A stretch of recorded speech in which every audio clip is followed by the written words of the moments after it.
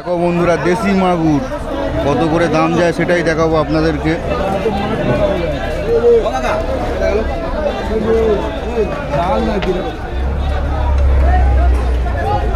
দেখো বন্ধুরা, দেশি মাগুর কত করে দাম হয়। সাড়ে ছশো কে বলেছেন?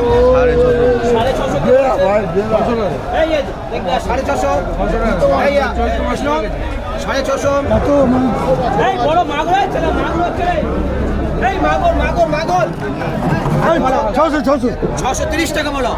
20 টাকা 20 হচ্ছে 20 620 25 25 এটাই বাদ নেই।